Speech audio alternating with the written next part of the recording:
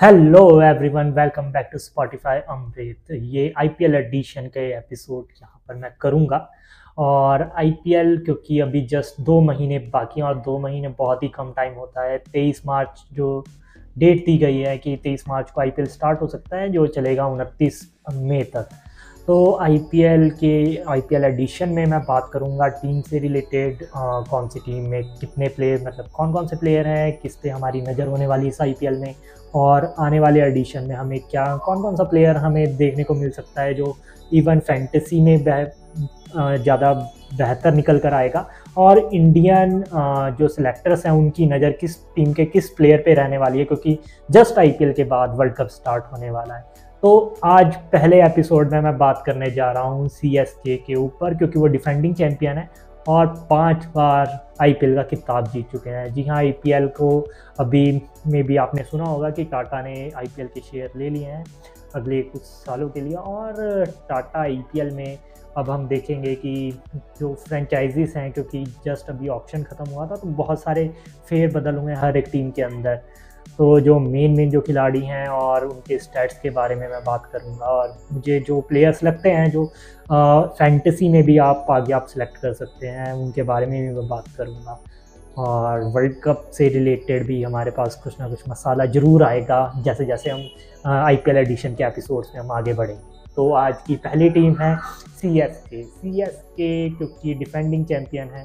2010-2011 में इन्होंने अपनी पहली बार खिताब जीता था। उसके बाद 2018, 2021 और 2023 में खिताब जीतकर 5 बार आईपीएल के विजेता बन चुके हैं।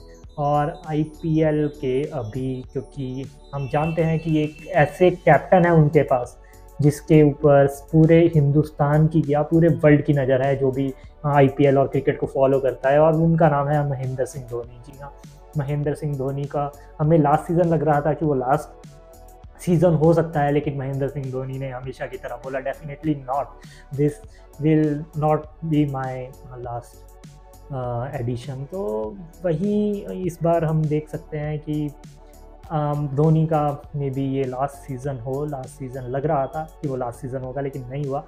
लेकिन हम नहीं चाहते कि धोनी आईपीएल खेलना बंद करे, क्योंकि वो नाम ही इतना बड़ा है महेंद्र सिंह धोनी की भी। आईपीएल अगर कोई देखना भी ना चाहे, लेकिन ना धोनी के लिए उनका मन करता है कि एटलीस्ट धोनी का एक लास्ट गेम, एक लास्ट हेलीकॉप्टर शॉट हमें देखने को मिल जाए। बहुत पुरानी यादें जुड़ी हुई हैं धोनी का। जब से करियर स्टार्ट हुआ था मैं तो तब से फॉलो कर रहा हूँ धोनी को। तो हाँ, मतलब धोनी ने इंडियन क्रिकेट में बहुत इंडियन क्रिकेट को आगे पहुँचाया है और बहुत योगदान दिया है। तो सीएसके की हम बात करने जा रहे हैं। तो सीएसके में ऑल ओवर 25 प्लेयर हैं, 25 प्लेयर्स। तो हर एक प्लेयर में हम स्टार्टिंग करते हैं बैट्समैन से कि बैटिंग लाइनअप में कौन कौन से प्लेयर हैं। और इसके बाद हम बात करेंगे, पहले हम प्लेयर्स के स्टैट्स के बारे में बात करेंगे, उसके बाद प्लेइंग 11 क्या हो सकती है इनमें से, उसके बारे में भी मैं बात करना चाहूँगा। तो स्टार्ट करते हैं आईपीएल एडिशन। जी हाँ, तो सीएसके में ऑल ओवर 7 बैट्समैन हैं, जिनको हम 7 बैट्समैन की कैटेगरी में हम रख सकते हैं। तो सीएसके के हम बैट्समैन की बात करते हैं तो सबसे पहला नाम जो है वो है महेंद्र सिंह धोनी का। उसके बाद आते हैं डेवन कॉनवे, ऋतुराज गायकवाड़, अजिंक्य रहाणे, और फिर आते हैं शेख रशीद, समीर रिजवी और अवनीश राव अरावली। तो ये 7 खिलाड़ी हैं जो बैटिंग लाइनअप में हैं। लेकिन यहाँ पर मैं मेन जो प्लेयर्स के स्टैट मैं बताना चाहूँगा उनमें से एक है महेंद्र सिंह धोनी। तो महेंद्र सिंह धोनी ने ऑल ओवर 250 मैचेस खेले हैं आईपीएल के, जिसमें उन्होंने 5082 रन बनाए हैं, 5082 रन बनाए हैं, और वो भी स्ट्राइक रेट से 135.92 की स्ट्राइक रेट से, जो बहुत ही बेहतरीन है। अगर आप 250 मैचेस खेलते हैं और तब भी आपकी 135 के अराउंड स्ट्राइक रेट है। और हम जानते हैं कि महेंद्र सिंह धोनी हमेशा से ही बेस्ट फिनिशर रहे हैं। और जो मेरी वाली जो जनरेशन होगी वो तो जानते ही होंगे, जब धोनी जब हेलीकॉप्टर मारते थे तो उन्होंने बहुत मैचेस जिताए हैं इंडिया के लिए। महेंद्र सिंह धोनी ने युवराज सिंह के साथ मिलकर, फिर रायना के साथ मिलकर बहुत मैच जिताए हैं और क्रूशल स्टेजेस पे हमें धोनी ही याद आते थे। सेम वही सीएसके के लिए है, सीएसके के लिए बहुत बड़ा नाम है और कैप्टनसी में जितने वो बैटिंग में सीएसके को वो खुद मतलब यंगस्टर्स को प्रमोट करते हैं और खुद लेट आते हैं कि लास्ट में 2-4 बॉलें मिलेंगी, उसी वही काफ़ी है मेरे लिए। तो उस हिसाब से बहुत ही बेहतरीन स्ट्राइक रेट है। तो दूसरा नाम है डेवन कॉनवे का, और कॉनवे हम जानते हैं न्यूजीलैंड के ऐसे प्लेयर हैं जिसके इर्द गिर्द न्यूजीलैंड खुद उनके टीम की इनिंग्स बिल्ड होती है, और चाहे वो ओडीआई क्रिकेट हो चाहे T20 हो, हर जगह पर डेवन कॉनवे का नाम बहुत ही बड़ा हो चुका है इस टाइम के लिए। और डेवन कॉनवे ने 23 गेम्स खेले हैं अभी आईपीएल में। 23 गेम में उन्होंने 924 रन स्कोर करे हैं 48.63 की एवरेज से, जो कि बहुत ही बेहतरीन एवरेज है। लेकिन एवरेज के साथ साथ क्योंकि ओपनिंग करते हैं, तो ओपनिंग में जो हम यहाँ पर स्ट्राइक रेट देखते हैं, तो डेवन कॉनवे की जो स्ट्राइक रेट है वो 141.28 की है, जो कि बहुत ही बेहतरीन है। और मतलब हम देख सकते हैं कि धोनी यहाँ पर फिनिशर है, डेवन कॉनवे ओपनिंग में आते हैं और पावर प्ले में सीएसके को बहुत ही बेहतरीन स्टार्टिंग देते हैं। और जो इन्होंने 924 रन बनाए हैं, हम जानते हैं कि ऐसी पिच पे बनाए हैं जहां पर हम जानते हैं कि चेन्नई की पिच काफ़ी स्लो रहती है, तो वहाँ पे बेहतरीन इनका स्कोर है। और पूरी टीम इनके इर्द गिर्द बिल्ड भी कर अपनी इनिंग्स बिल्ड करती है सीएसके। तो अगले खिलाड़ी हैं ऋतुराज गायकवाड़। ऋतुराज गायकवाड़ एक ऐसे खिलाड़ी हैं जिस पर बीसीसीआई की भी नज़र रहेगी, क्योंकि वर्ल्ड कप जस्ट आईपीएल के बाद वर्ल्ड कप है। तो ऋतुराज गायकवाड़ की अगर हम स्टैट्स की बात करें तो बहुत ही बेहतरीन है। मतलब आईपीएल का आप शेयर कह सकते हैं। 52 मैचों के अंदर 1797 रन बनाए हैं, 1797 रन, और इनकी जो एवरेज है 39.07 की है, और जो स्ट्राइक रेट है वो 135.52, मतलब बहुत ही बेहतरीन आईपीएल के मजे हुए खिलाड़ी हैं और एक फ्यूचर है इंडियन क्रिकेट टीम में। तो ऋतुराज गायकवाड़ का ये सीज़न भी अच्छा होगा, मैं गारंटी से बोल रहा हूँ, क्योंकि ऋतुराज गायकवाड़ वो आईपीएल में एक जिन्हें पता है कि किस तरीके से इनिंग्स बिल्ड करनी है, उनको की मिल चुकी है कि आईपीएल में कैसे खेलना और किस तरीके से अपने गेम को आगे लेकर जाना है। इसके बाद जो अगले खिलाड़ी हैं वो हैं अजिंक्य रहाणे। अजिंक्य रहाणे का नाम ही काफ़ी है, किसी को बताने की ज़रूरत नहीं है कि अजिंक्य रहाणे कितना बड़ा नाम है, कितने बड़े स्टार हैं इंडियन क्रिकेट के अंदर। सिर्फ टेस्ट नहीं, उन्होंने अपना करियर इंडियन क्रिकेट टीम के लिए T20 से शुरू किया था इंग्लैंड के अगेंस्ट, और तब से उनका नाम, उन्होंने पहले ही मैच के अंदर हाफ सेंचुरी स्कोर करी थी और बहुत ही बेहतरीन खिलाड़ी रहे हैं। वैसे ही वो लास्ट सीज़न सीएसके के लिए भी बहुत ही बेहतरीन खेले थे। और मेन बात है, उन्होंने लास्ट सीज़न अपनी स्ट्राइक रेट पे बहुत काम किया था। उनके लास्ट सीज़न की स्ट्राइक रेट सिर्फ मैं बात करूं तो ये 172.49 की स्ट्राइक रेट थी, तो बहुत ही बेमिसाल थी। और लास्ट सीज़न उन्होंने 32 की एवरेज से रन किए थे, 326 रन की स्कोर किए थे, लेकिन 326 रन भी बहुत ही बेहतरीन कंडीशन में और टीम के लिए बेहतरीन स्टार्ट दिए थे। तो ये 172 मैचेस खेले हैं, 4400 रन स्कोर कर चुके हैं। स्ट्राइक रेट पहले उनके सीजन्स में काफ़ी लो था, लेकिन लास्ट सीज़न जैसे उन्होंने खेला, तो इस सीज़न पर भी मैं बैट कर सकता हूँ कि अजिंक्य रहाणे सेम अप्रोच के साथ खेलेंगे और फियरलेस क्रिकेट खेलेंगे।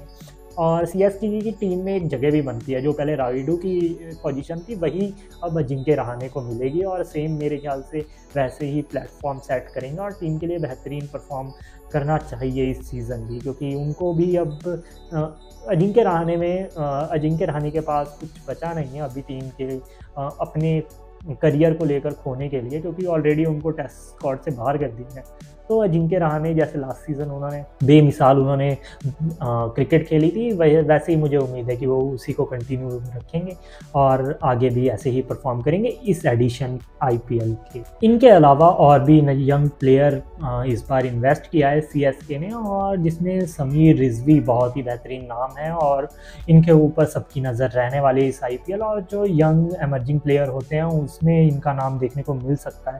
एक और खिलाड़ी हैं शेख रशीद, इन पर भी सीएसके ने इन्वेस्ट किया है। उम्मीद करता हूं कि ये यंग प्लेयर्स सिर्फ टीम लेगी नहीं, लेकिन उनको मौका भी देगी, उनको ग्रूम भी करेगी, और इम्पॉर्टेंट है इंडियन क्रिकेट के लिए, क्योंकि इंडियन क्रिकेट अब उस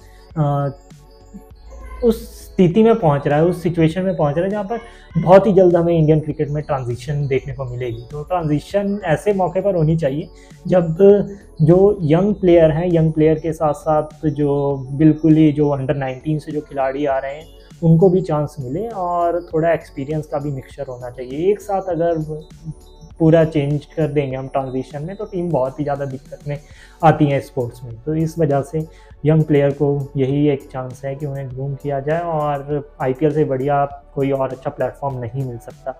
ऐसे ही नाम है अवनीश राव अरावली, ये भी बहुत ही बेहतरीन खिलाड़ी हैं, और उम्मीद करते हैं कि इनको भी 1 या 2 गेम में एटलीस्ट मिलेंगे ताकि वो अपना टैलेंट दिखा सकें सीएसके की तरफ से।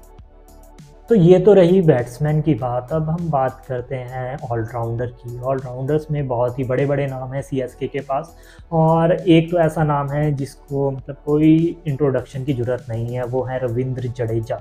रविंद्र जडेजा की अगर स्टैट्स की बात करें तो बैटिंग में इन्होंने 226 मैचों में 2692 रन स्कोर करे हैं और 128.56 की स्ट्राइक रेट से, जो मेरे ख्याल से इतना बुरा नहीं है। लेकिन रविंद्र जडेजा सिर्फ बैटिंग के उतने चांसेस भी नहीं मिलते सीएसके में। उनको जो चांस मिला था लास्ट आईपीएल में फाइनल ओवर में, उन्होंने वहाँ पर बाउंड्री निकाल कर और मैच फिनिश करके अपना जो बैटिंग का टैलेंट था वो वहीं पे दिखा दिया था, और सीएसके के लिए एक आईपीएल का खिताब जीत लिया था।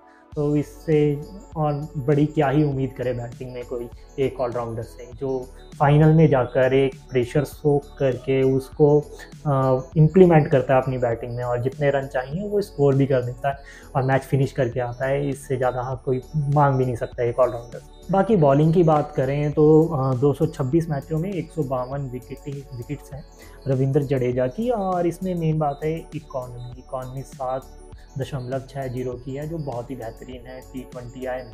तो रविंद्र जडेजा ऐसे खिलाड़ी हैं जो किसी भी मोड पर बॉलिंग, बैटिंग, फील्डिंग, हर एक मोड पर कैसे भी गेम चेंज कर सकते हैं। और T20I एक ऐसा फॉर्मेट है जहाँ पर एक डायरेक्ट थ्रो, एक रन आउट, एक डाइविंग कैच, एक मेडन ओवर या फिर एक विकेट, एक सिक्स, कुछ भी एक बॉल पे पूरा मैच चेंज हो जाता है। तो उम्मीद है कि रविंद्र जडेजा का ये, क्योंकि अभी कोई शाइन करने की ज़्यादा ये नहीं है कि रविंद्र जडेजा फॉर्म में आउट ऑफ फॉर्म रह रहे हैं, या फिर रविंद्र जडेजा का अगर हम देखें तो उनके स्टैंड वही रहे हैं, तो उसमें ज़्यादा चेंज नहीं आया है। हर सीज़न में वो अच्छा परफॉर्म करके देते हैं, चाहे वो बैटिंग से हो, चाहे वो बॉलिंग से या फिर फील्डिंग। इसके बाद जो अगला नाम आता है ऑलराउंडर लिस्ट में वो है मिचेल सेंटनर। और सेंटनर के लिए हम जानते हैं कि बहुत ही बड़ा नाम है न्यूजीलैंड क्रिकेट के अंदर। और सेंटनर की अगर हम स्टैट्स की बात करें तो आईपीएल में उन्हें ज़्यादा चांस नहीं मिला और ज़्यादा उन्होंने गेम नहीं खेले, लेकिन मेरे ख्याल से इस सीज़न उनको बहुत ज़्यादा गेम्स मिलने वाले हैं, क्योंकि एक तो वो फॉर्म में, और इस टाइम लेफ्ट आर्म स्पिनर के अंदर अगर हम बात करें रविंद्र जडेजा और सेंटनर के अलावा, और तो मुझे वर्ल्ड क्रिकेट में इतना अच्छा मुझे लेफ्ट आर्म स्पिनर नज़र भी नहीं आता जो प्लेयर को रोक के रखे। और आईपीएल के अगर स्टैट की बात करें तो सिर्फ 15 मैच खेले हैं मिचेल सेंटनर ने, लेकिन उसके अंदर 15 मैच में उन्होंने 13 विकेट लिए हैं। और जो देखने वाली चीज़ है वो इकॉनमी इनकी सिर्फ 6.88 की, और 6.88 की इकॉनमी बहुत ही बेहतरीन है। मतलब इससे ज़्यादा आप कुछ एक्सपेक्ट नहीं कर सकते किसी भी खिलाड़ी से, तो बहुत ही बेहतरीन है। अगर अभी भी अगर चांस नहीं मिलता मिचेल सेंटनर को, तो वो उनका जो उनको अगर टीम ने लिया है तो वो वेस्ट हो रहा है, वो खिलाड़ी, उस खिलाड़ी का टैलेंट वेस्ट हो रहा है। तो मिचेल सेंटनर को डेफिनेटली चांस देना चाहिए सीएसके। अगला जो नाम है वो भी एक ओवरसीज़ प्लेयर है, वो है मोइन अली के लिए उनको बैटिंग में चांस मिलता है वो तब रन स्कोर करते हैं और फ्रीली रन स्कोर करते हैं। मतलब आईपीएल के अंदर ही अगर हम उनकी स्ट्राइक रेट की बात करें तो 143.02 का स्ट्राइक रेट है, जो बहुत ही बेहतरीन है। और मेरे ख्याल से मैं जितने भी प्लेयर्स का अभी तक मैंने स्टैट्स बताए हैं उनमें सबसे बेस्ट स्ट्राइक रेट इन्हीं का है। और इन्होंने सिर्फ 59 मैचेस खेले और 1034 रन भी स्कोर करें आईपीएल के अंदर। लेकिन मेन बात आती है इनकी गेंदबाजी में, क्योंकि गेंदबाजी में भी जब भी इन्हें बॉल मिलती है तो ये कमाल ही करके दिखाते हैं। और गेंदबाजी में भी 59 मैचेस के अंदर 33 विकेट्स इन्होंने हासिल करे हैं। लेकिन इससे दोबारा जो बात आती है वो आती है इकॉनमी रेट पर। इकॉनमी रेट जो इनका है वो है 95 का 6.95 का इकॉनमी रेट, जो बहुत ही बेहतरीन है। और जैसे अभी मिचेल सैंटनर की मैंने बात करी, तो उनका भी बिल्कुल ऐसे मिलता जुलता ही इकॉनमी रेट था। तो दोनों बहुत ही बेहतरीन स्पिनर है, एक ऑफ स्पिनर है तो एक लेग स्पिनर है, तो दोनों की वैरायटी मिलती है यहाँ पर सीएसके को। और बहुत ही ज़्यादा लकी टीम है और बहुत ही अच्छे तरीके से इन्होंने अपनी टीम को ऑक्शन में लिया है कि फ्यूचर इस पे बिल्ड हो चुका है सीएसके का। और एक किताब लास्ट सीज़न ये पहले ही जीत चुके हैं इसी टीम के साथ, तो सीएसके को कुछ ज़्यादा चेंजेस करने की ज़रूरत नहीं है इस टीम में। ऑलराउंडर लिस्ट में जो अगला नाम आता है वो आता है शिवम दुबे का। और शिवम दुबे ये एक ऐसा खिलाड़ी है जिस पे बीसीसीआई सेलेक्टर्स की भी नज़र होने वाली है। और ये नाम अभी वर्ल्ड कप में हमें देखने को डेफिनेटली मिलेगा, क्योंकि ऑलराउंडर में हमेशा ही हम ऐसा खिलाड़ी हम देखते हैं कि जो बॉलिंग भी कर ले और बैटिंग भी कर ले। हार्दिक पांड्या के अलावा हमारे पास कौन से ऑप्शन रहते हैं, तो बहुत ही कम ऑप्शन मिलते हैं फास्ट बॉलिंग में। और ऑलराउंडर की वजह से ही हमने कई बार दीपक चहर को हमने देखा है टीम के अंदर हिस्सा बनते हुए, लेकिन दीपक चहर इंजरी की वजह से अनलक्की रहे हैं बहुत बार। तो शिवम दुबे का ये है कि उन्होंने अपनी जो पीक बोलते हैं वो हिट कर चुके हैं अपनी फॉर्म के अंदर। और इस टाइम शिवम दुबे ने ऑल ओवर 51 मैचेस खेले हैं। 51 मैचेस के अंदर 1106 रन स्कोर करे हैं। लेकिन जो मेन बात है वो है स्ट्राइक रेट, 141.79 का स्ट्राइक रेट है शिवम दुबे का। और शिवम दुबे एक ऐसा खिलाड़ी है जो अपने बलबूते पर गेम चेंज कर सकते हैं। और अभी अफगानिस्तान के साथ जो T20 सीरीज़ हुई उसमें मैन ऑफ द सीरीज़ भी थे। और हम जानते हैं कितने लंबे लंबे छक्के मारे हैं। मतलब जो युवराज सिंह वाली जो बैटिंग थी, लेफ्ट हैंडेड, जो सिर्फ स्ट्राइक करने पे भरोसा रखते हैं, वही भी वो वाले दिन हमें याद करा दिए शिवम दुबे ने। तो शिवम दुबे हर एक मैच में हमें देखने को मिलेंगे। और ये बंदा इस IPL में बहुत ही खास होने वाला है, क्योंकि मैं पहले ही बोल चुका हूँ कि वो पीक हिट कर चुके हैं अपनी फॉर्म की, और वो दिख रहा है इस सीज़न। और लास्ट सीज़न बहुत ही बेहतरीन था, लेकिन ये आने वाला सीज़न और भी खास होने वाला है, क्योंकि वो भी जानते हैं कि वर्ल्ड कप बिल्कुल पास है। और यहाँ पर अगर अपनी फॉर्म में अगर वो डिप करते हैं तो उसके बाद और भी कंटेंडर बन सकते हैं वर्ल्ड कप के लिए, क्योंकि IPL के बेस पर ही मेरे ख्याल से वर्ल्ड कप की टीम सेलेक्ट होगी। तो फॉर्म में रहना और अपनी फॉर्म को हिट करना बहुत इंपॉर्टेंट था, और वो कर चुके हैं शिवम दुबे। तो CSK के हर एक मैच में हमें शिवम दुबे तो डेफिनेटली दिखने वाले हैं। इन ऑलराउंडर्स के अलावा भी और भी कुछ नाम हैं जो मैं बताना चाहूँगा। एक है निशांत सिंधु, अजय मंडाल और रचिन रविंद्र। ये 3 नाम ऐसे हैं जिनमें से रचिन रविंद्र, क्योंकि हम जानते हैं कि ओवरसीज़ प्लेयर हैं, तो उनको भी कुछ चांसेस, उनको डेफिनेटली चांसेस मिलेंगे। लेकिन ऐसा हो सकता है कि रचिन और कॉनवे, इन दोनों के बीच में थोड़ा हमें चेंज देखने को मिले, क्योंकि ओवरसीज़ प्लेयर सिर्फ आप 4 खिला सकते हैं। तो रचिन को लेकिन चांसेस मिलेंगे। लेकिन अगर मुझे पूछा जाए कि रचिन या कॉनवे, तो कॉनवे का एक्सपीरियंस है, कॉनवे के पास एक्सपीरियंस है, लेकिन रचिन को मैं देखना चाहूँगा टीम के अंदर। तो बहुत ही मुश्किल रहने वाला है कि टीम में क्या सिलेक्शन होता है। बाकी न्यू प्लेयर्स में डेफिनेटली चांस मिलना चाहिए। निशांत सिंधु और अजय मंडल ऐसे प्लेयर हैं जिनको डेफिनेटली टीम को सोचना चाहिए कि 1 या 2 गेम देखकर यहाँ पर ग्रूम किया जाए ऑलराउंडर्स को भी। और अगला जो नाम आता है ऑलराउंडर में है वो है शार्दुल ठाकुर। शार्दुल ठाकुर के लिए बहुत ही इंपॉर्टेंट रहने वाला है ये IPL सीज़न, क्योंकि शार्दुल ठाकुर ऐसा नाम है जब भी उनको मौका मिलता है वो परफॉर्म करके दिखाते हैं। लेकिन फिर भी शार्दुल ठाकुर वो अपने आप स्पॉट फिक्स नहीं कर पा रहे। मतलब टीम के अंदर सिलेक्शन करवा लेते हैं, टॉप 15 के अंदर वो सिलेक्ट हो जाते हैं, लेकिन समहाउ उनको टीम के अंदर परमानेंट जगह मेरे ख्याल से नहीं मिली है। ना वो टेस्ट में मिली है, ना T20 में, और ना ही ODI में। लेकिन शार्दुल ठाकुर हमेशा ही ऐसा खिलाड़ी रहे हैं जो परफॉर्म करके दिखाते हैं। और इस सीज़न ये बहुत ही इंपॉर्टेंट होने वाला है। मैं पहले ही बोल चुका हूँ कि IPL के बेस पर ही वर्ल्ड कप की टीम सेलेक्ट होगी। तो शार्दुल ठाकुर की अगर नज़र है वर्ल्ड कप पर, तो बहुत ही बेहतरीन उनको परफॉर्म करके दिखाना होगा। अदरवाइज़ क्योंकि ऑलराउंडर लिस्ट में हार्दिक पांड्या और शिवम दुबे लग चुके हैं लाइन के अंदर। अगर आपको अपना नाम देना है तो आपको मतलब इन दोनों से और भी ऊपर लेवल का आपको परफॉर्म करना पड़ेगा, तभी आपका नाम हो सकता है। सिर्फ गेंद के साथ नहीं, बल्लेबाजी के साथ भी परफॉर्म करना होगा।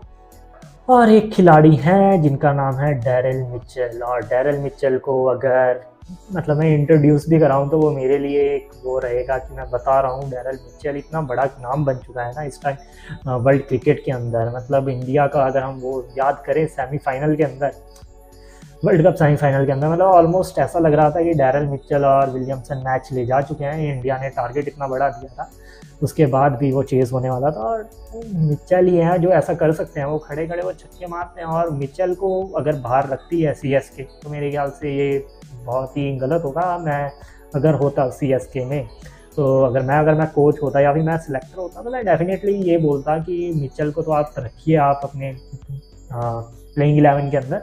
उसके इर्द गिर्द आपको 3 और आपको ओवरसीज चाहिए, तो एक स्पिनर अगर हम खिला लेते हैं। फास्ट बॉलिंग तो मैं इंडिया नहीं रखता, और स्पिनर में रख सकता था सेंटनर खिलाकर, और 2 बैट्समैन खिलाता। लेकिन अगर आप बाहर करते हैं मिचेल को तो बहुत ही बड़ा लॉस होगा सीएसके के लिए। यहाँ पर सरदर्द तो जरूर होने वाला है एम एस धोनी का, लेकिन एम एस धोनी खुश होंगे इस सरदर्द से कि उनके पास इतने बड़े बड़े नाम उनके पास बेंच पे बैठे हुए हैं कि वो कभी भी लाकर वो चेंज कर सकते हैं प्लेयर को। तो ये था ऑलराउंडर्स की बात, और ऑलराउंडर में बहुत ही बड़े बड़े नाम पर अभी मैंने बताया आपको, उनके स्टैट्स भी बताए। अब रुक करते हैं बॉलर्स की ओर। तो बॉलर्स में पहला नाम आता है राजवर्धन हंगरगेकर का। हंगरगेकर एक बहुत ही बेहतरीन खिलाड़ी नज़र आए थे जब मैंने इन्हें देखा था अंडर 19 वर्ल्ड कप के अंदर। और ऐसे खिलाड़ियों को मतलब ज़्यादा से ज़्यादा चांसेस मिलने चाहिए। लेकिन यहाँ पर अगर हम बात करें चांसेस की, तो ज़्यादा चांसेस मिले नहीं हंगरगेकर को गेंदबाजी से। और अभी तक ओवरऑल उन्होंने सिर्फ 2 गेम खेले हैं जिसमें वो 3 विकेट जा चुके हैं। और यहाँ पर इकॉनमी जो है, इकॉनमी रेट वो 10 का है। तो हंगरगेकर को लेकिन अगर हम कंसिस्टेंट चांसेस देंगे तो वो डेफिनेटली अच्छा करके देंगे, क्योंकि ये खिलाड़ी हमारा फ्यूचर है। और फ्यूचर के लिए अगर हमें कुछ गेम अगर देना पड़े, और सीएसके ने बहुत ही बड़े बड़े नाम दिए हैं इंडियन क्रिकेट को, तो हंगरगेकर को भी एक कंसिस्टेंट रन देना चाहिए। और महेंद्र सिंह धोनी के अंडर अगर रहेंगे तो हंगरगेकर और बड़ा खिलाड़ी बनकर आएगा। और शिवम दुबे ऑलरेडी बता चुके हैं कि एम एस धोनी ने कैसे उनकी मेंटालिटी चेंज करी। और हंगरगेकर जैसा नया खिलाड़ी बहुत ही उनका क्रूशल स्टेज है कि वो सीएसके में है, और उनको ये अपॉर्चुनिटी ग्रैब करनी चाहिए। और उम्मीद है कि उनको अच्छे चांसेस मिलेंगे इस आईपीएल के एडिशन में। अगले जो गेंदबाज हैं वो हैं दीपक चहर। और दीपक चहर के लिए कंपटीशन बहुत ही ज़्यादा बढ़ गया है। मतलब दीपक चहर का लक इतना बेकार है, जब टीम को उनकी ज़रूरत होती है तो दीपक चहर इंजर्ड हो जाते हैं। और जब दीपक चहर के लिए चांसेस रहते हैं कि वो फिट होकर आए और टीम का एक परमानेंट हिस्सा बने इंडियन क्रिकेट का, वहाँ पर उनका कंपटीशन और ज़्यादा मुश्किल हो जाता है। और दीपक चहर मेरे ख्याल से टीम मतलब उनके लिए बहुत ही इंपॉर्टेंट है ये आईपीएल एडिशन। अगर वो आईपीएल में बेहतरीन परफॉर्म करते हैं तो वर्ल्ड कप के दरवाजे खुल सकते हैं उनके लिए। और दीपक चहर की अगर हम स्टैट्स की बात करें तो इन्होंने ओवरऑल अभी 73 गेम्स खेले हैं। 73 गेम्स में 72 विकेट्स हैं, और जो इनकी एवरेज है वो 28.04 की है। लेकिन जो इकॉनमी है वो 7.93 की है, जो कि बहुत ही बेहतरीन है आईपीएल और T20 के हिसाब से। तो वर्ल्ड कप की अगर हम आए करें और सीएसके के लिए अगर हम बात करें तो दीपक चहर एक परमानेंट हिस्सा है सीएसके के लिए। लेकिन वर्ल्ड कप की और अगर देखें तो अगर बहुत ही बेहतरीन सीज़न जाता है तो डेफिनेटली एक कंटेंडर रहेंगे वर्ल्ड कप के लिए दीपक चहर। तो दीपक चहर के लिए बहुत ही इंपॉर्टेंट सीज़न होने वाला है ये वाला। तो अगला नाम है महेश तीक्षाना का। और तीक्षाना हम जानते हैं कि वो न्यू बॉल से भी बॉल कराना पसंद करते हैं, पावर प्ले के स्पेशलिस्ट हैं। और तीक्षाना के अगर हम स्टैट्स की बात करें तो 22 मैचेस के अंदर इन्होंने ओवरऑल 23 विकेट लिए हैं अभी तक। और इनका जो एवरेज है वो 7.77 का है। जो इकॉनमी जो है वो 7.77 का है, और इकॉनमी बहुत ही बेहतरीन है। और तीक्षाना एक इम्पॉर्टेंट हिस्सा प्ले करेंगे इस सीज़न भी आईपीएल में, क्योंकि हम जानते हैं कितने इम्पॉर्टेंट खिलाड़ी हैं, और इस एडिशन में भी बहुत ही इम्पॉर्टेंट रोल रहने वाला है इनका।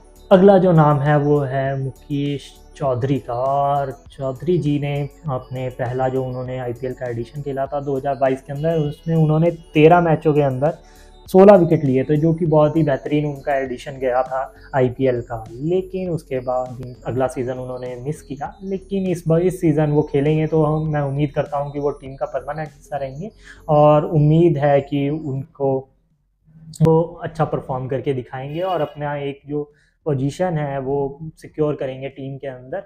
और हम जानते हैं कि सिलेक्टर्स की नज़र रहने वाली है, मुकेश चौधरी पर भी सिलेक्टर्स की नज़र रहेगी क्योंकि नाम उठा था कि टीम के अंदर चांसेस मिलने चाहिए। और सीएसके में खेलते हुए अगर आपका नाम अगर आपका उठ जाता है तो आपके चांसेस बहुत ज़्यादा बढ़ सकते हैं कि आप टीम का भी आप हिस्सा बन सकते हैं, क्योंकि हमने देखा है कि बहुत ही नए नए नाम जो आते हैं वो सीएसके में से आते हैं इंडियन क्रिकेट टीम के अंदर। तो यू नेवर नो, आप परफॉर्म करके दीजिए, इंडियन सेलेक्टर्स तैयार हैं। अगले गेंदबाज जो हैं सीएसके में वो उन्होंने न्यू एंट्री ली है, ऑक्शन में लिया है सीएसके ने, और ये हैं मुस्तफिजुर रहमान। और रहमान जी ने 48 मैचों के अंदर 47 विकेट लिए हैं, जो कि काफ़ी सही है। विकेट मैच, हर एक मैच में एक विकेट, और जो इनका इकॉनमी है वो भी बहुत ही बेहतरीन है, क्योंकि हम जानते हैं स्लो कटर्स और इन पे बहुत ज़्यादा बिलीव करते हैं और इन्हीं पे फोकस रखते हैं मुस्तफिजुर। और इनका जो इकॉनमी है वो 7.93 का है।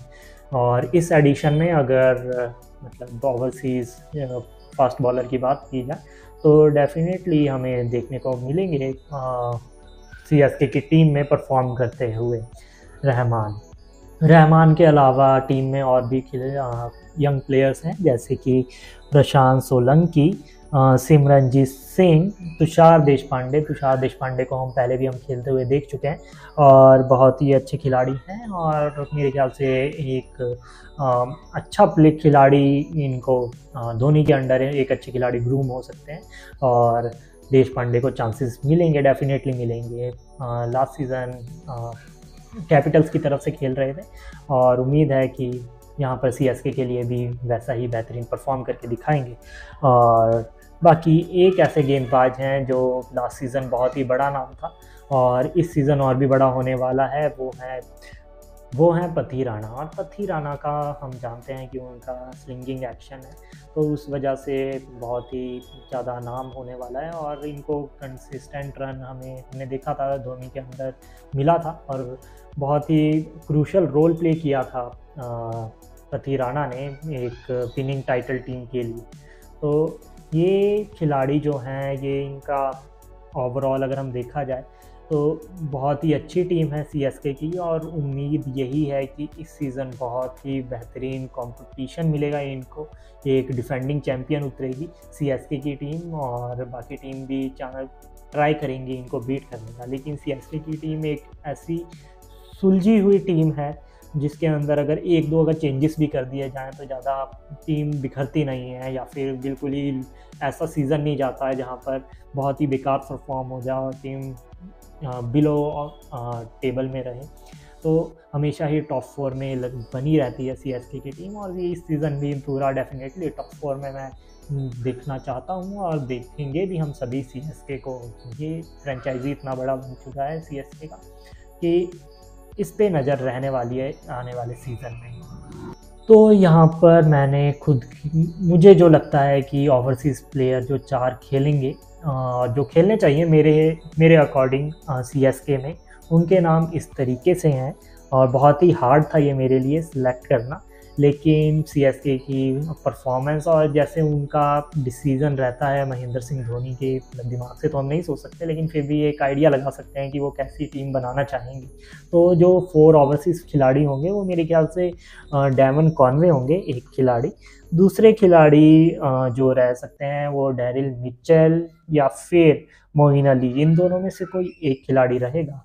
और इसके अलावा एक और खिलाड़ी, मतलब ये तो हमारे 2 ऐसे खिलाड़ी हो गए जो ऑलराउंडर भी हम कह सकते हैं, तो इन दोनों को भी हम देख सकते हैं साथ में, और साथ में कॉनवे भी देख सकते हैं। लेकिन बॉलिंग में भी 2 खिलाड़ी मैं ऐसे देना चाहता हूँ जिनमें से कोई एक खिलाड़ी खेलेगा। एक तो है तिक्षाना और दूसरे हैं पथी राणा, लेकिन पथी राणा के ज़्यादा चांसेस हैं क्योंकि वो फास्ट बॉलर हैं, और fast bowler slinging action definitely team और कैप्टन भी बैक करेंगे। तो अगर तिक्षाना अगर टीम में खेलते हैं तो वहाँ पर मोइन अली नहीं खेलेंगे या फिर डैरेन मिचेल, लेकिन डैरेन मिचेल एक ऐसे खिलाड़ी हैं जिनको चांसेस मिलेंगे। तो यहाँ पर मेरे जो टॉप 4 जो खिलाड़ी जो मुझे लगते हैं वो रहते हैं, एक कॉनवे, सेकंड है मिचेल, थर्ड है मोइन अली और फोर्थ है पथी राणा। तो ये ओवरसीज़ खिलाड़ी जो मेरे ख्याल से CSK टीम के प्लेइंग 11 का हिस्सा रहेंगे। तो ये था IPL एडिशन एपिसोड 1 से CSK का एक रिव्यू टाइप, और उम्मीद करते हैं कि आप लोगों को पसंद आया होगा। सेकंड एपिसोड में जल्दी मिलूँगा, और ऐसे ही आप वीडियोस मेरी देखते रहिए और लाइक और शेयर कीजिए, और अपने दोस्तों को भी बताइए कि यहाँ पर आपको IPL से रिलेटेड बहुत सारा मसाला आने वाले वीक्स के अंदर, आने वाले मंथ्स के अंदर मिलने वाला है। और कनेक्ट रहिए मेरे प्लेटफॉर्म पर जिसका नाम है Spotify। तब तक के लिए बाय बाय।